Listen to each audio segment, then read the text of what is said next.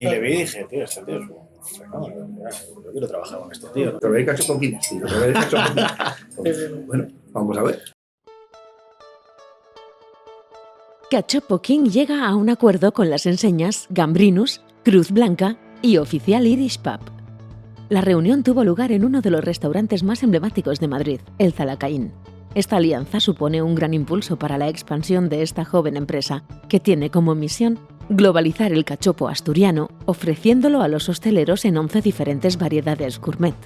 Al mismo tiempo, Daniel Koch, director de negocio de las 3 conocidas marcas hosteleras, afirmó que el producto está generando mucho interés entre sus verticales.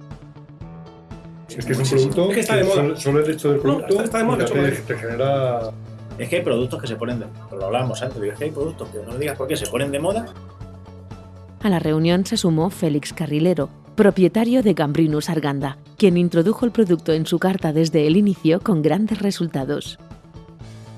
Joder, sabes cómo es el local. Y tú alrededor tienes el vinilo, una banda de todos los cachopos con los ingredientes y todo. Y cuando veo a la gente que se para y leyéndole, llama la atención.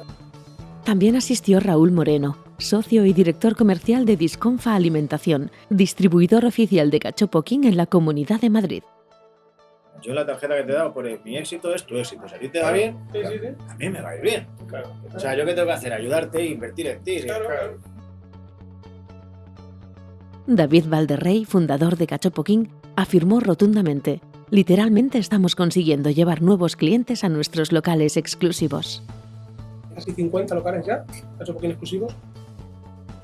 Elaborados artesanalmente en Gijón, hechos uno a uno, llega fresco a tu restaurante. Somos El Buen Cachopo.